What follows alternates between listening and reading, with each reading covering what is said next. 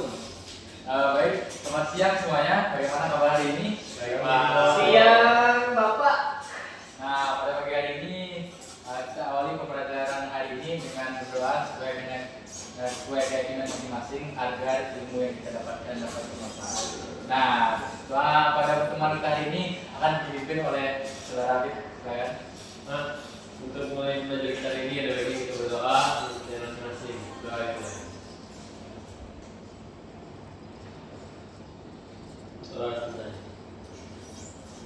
Nah, baik, sebelum kita mulai, saya akan cek hadiran terlebih dahulu. Siapa yang hari ini sepertinya tidak masuk? Oke, Hadir semua, Pak. semua. Oke. Pastikan buku catatan dan alat tulis sudah disiapkan di meja ya, semuanya. Baik, Pak.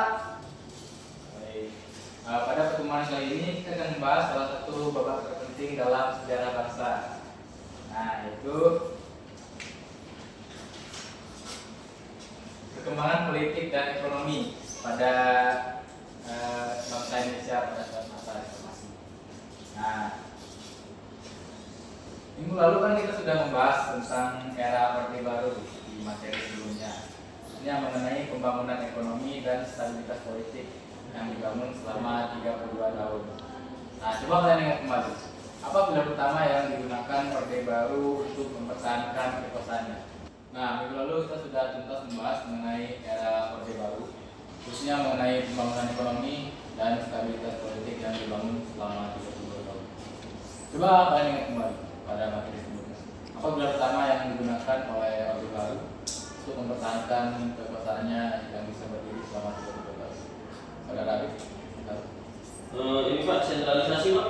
Ya, benar. Bagus jawaban yang bagus. Nah, hari ini kita akan melihat bagaimana pilar-pilar itu seperti sentralisasi, stabilitas, dan pembangunan akan menjadi transisi besar dari Orde Baru menuju era reformasi. Nah, tujuan pembelajaran kita pada hari ini ialah sangat jelas, sangat jelas ya, karena kalian harus mampu menganalisis secara komprehensif mengenai latar belakang berikutnya Orde Baru hingga dampak utama reformasi, terutama pada aspek politik dan ekonomi. Nah, sekarang coba kalian bayangkan pada tahun 1998. Bagi kalian yang belum lahir, pernahkah mendengar cerita dari orang tua atau kakek nenek tentang tahun itu? Apa satu kata atau ya, apa satu kata atau satu peristiwa yang langsung kalian ingat ketika mendengar kata reformasi? Terus, Pak. Tuh, terus ada lagi? Pembunuhan misterius, Pak. Ya. Oh iya. Terus mengenai serius dan juga seperti ya Rencana pembangunan 5 tahun, Pak. ya rencana Rencana kita kita. bagus Repetita, Pak. bagus sekali ya, nilai plus ya buat murid-murid bapak ini. Nah, itulah tentunya ya, seperti nah itu tuh adalah kata-kata kunci yang kita pegang dalam untuk memberikan gambaran visual mengenai apa yang terjadi pada tahun 1990. Nah, baik, mari kita mulai masuk ke kegiatan inti. Kita akan memberikan pemahaman dasar mengenai pemicu utamanya, yaitu krisis multidimensional.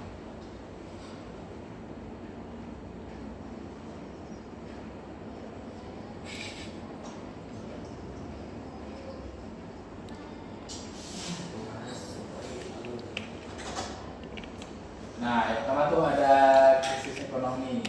Nah, krisis ekonomi ini adalah salah satu faktornya.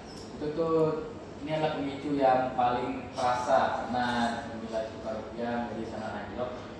Jadi pada pertengahan tahun 1997 sudah terjadi krisis keuangan di Asia. Nampaknya nilai tukar rupiah terhadap dolar AS anjlok dari sekitar 2.400 menjadi puncaknya 17.000.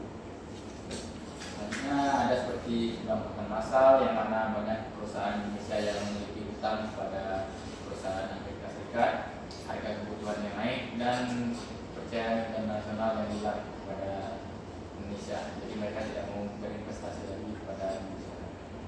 Sebenarnya ada krisis politik, krisis ekonomi dipengaruhi dari kondisi politik yang sudah lama memburuk di bawah era Orde Baru. Nah, yang pertama tuh ada PKN, yaitu korupsi politik dan ekosistem. Makanya dianggap telah merajalela dan menjadi akar permasalahan ekonomi.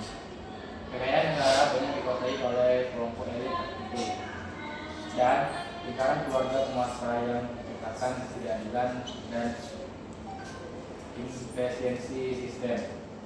Dua, ada otoritarianisme. Itu politik di masa Orde Baru bersifat sentralistik dan sangat dikendalikan oleh pemerintah pusat. Juga ada masalah sukses, yaitu terpilihnya kembali Soeharto secara berturut-turut. Hanya ada seperti tuntutan penegakan hukum dan juga HAM. Krisis ini didorong oleh tuntutan atas keadilan dan demokrasi. Tuntutan hukum dianggap tidak dapat berjalan efektif dan berbanding terbalik, terutama dalam kasus yang melibatkan pejabat tinggi atau kekuasaan. Nah, puncak dari peristiwa dan titik balik ini terjadi pada tahun 1998 tersebut. Jadi itu adalah gambaran dasar tentang yang harus kalian pahami. Sekarang saya akan membagikan kalian menjadi 4 kelompok. Nah, masing-masing kelompok akan membahas tentang latar belakang. Kelompok pertama akan membahas tentang latar belakang reformasi. Kelompok kedua akan membahas tentang perubahan politik. Kelompok ketiga akan membahas tentang perkembangan ekonomi. Dan kelompok yang keempat akan membahas dampak reformasi. Nah, itu akan kita bahas di pertemuan selanjutnya. Jadi itu kalian jadikan sebagai tugas. Nah, jadi kesimpulannya adalah